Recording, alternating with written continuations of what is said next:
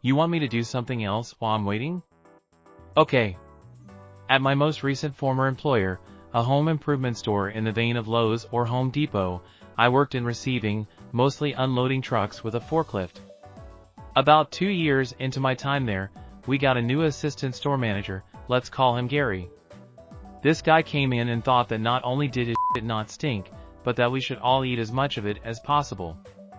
Micromanaging, changing SOP, etc. Everything he said was right. So one day, a truck is in the process of backing down the ramp to our receiving docks, but there's a problem with the brakes and the wheels are just dragging. Since my job at that moment is wait until the truck comes in and unload it once it does, there's literally nothing I can really do apart from give the dude good vibes from my seat. To be clear, the problem was not any failing on the driver's part, just bad luck with the hoses.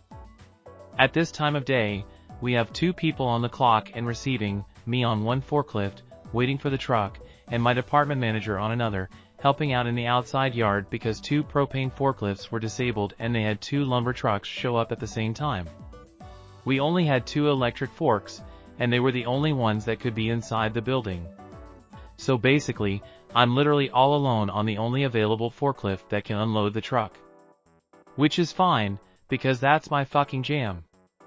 At the same time, we only had 1 dock of 3 available for live loads, because one already had an unhooked trailer and the other was broken.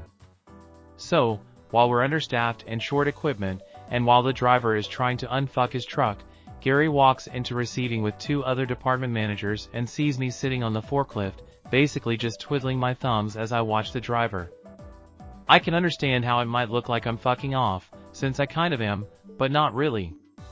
Why are you just sitting there? Gary asks me.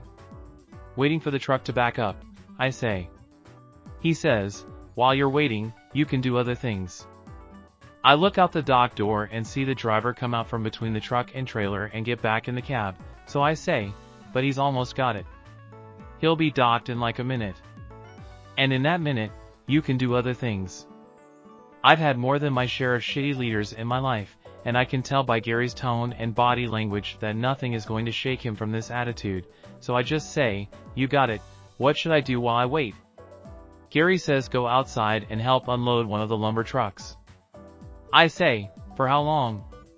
Sounding annoyed, he waves his hands in a shooing motion and says, for as long as it takes, now go. Then he walks away. The 2 department managers look at each other, look at me, smile, and follow after him. They know what's about to happen. Hey, buddy, you got it. I'm absolutely gonna do this for you. So I spin the forklift around and zip out through the big overhead door into the outside yard to help with the lumber trucks.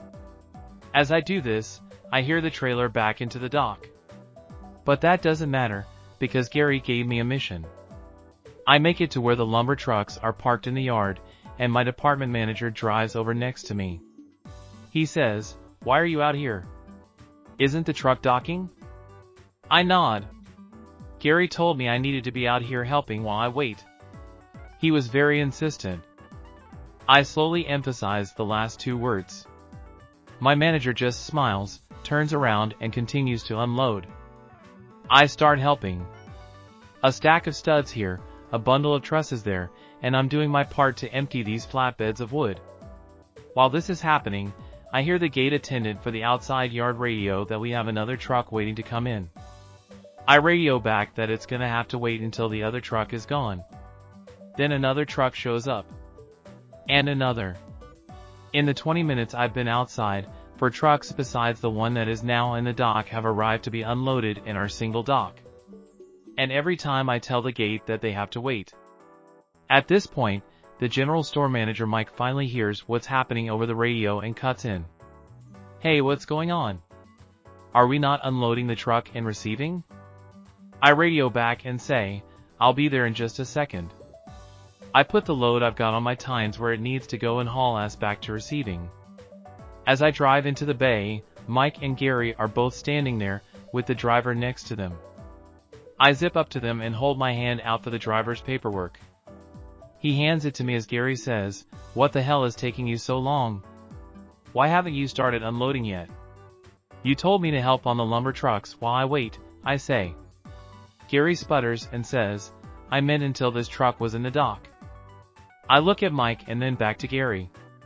I asked you for how long and you said for as long as it takes. I didn't say that. I look at him and he looks at me, like he's daring me. And I like taking dares. I name the 2 department managers who were with him when he told me and say we all heard you say it. You were very clear. His face turns the color of an apple, and not like a Fuji or Gala, but a red fucking delicious. He opens his mouth, but Mike puts a hand on his arm and stops him.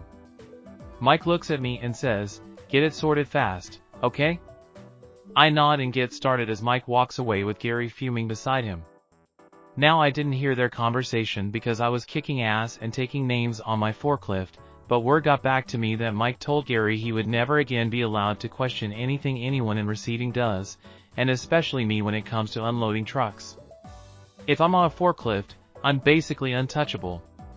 And over the next year that Gary was with us, he abided by that directive, though he did feel entitled to shoot me a dirty glance or 20 every so often. Not that I cared, because I had trucks to unload.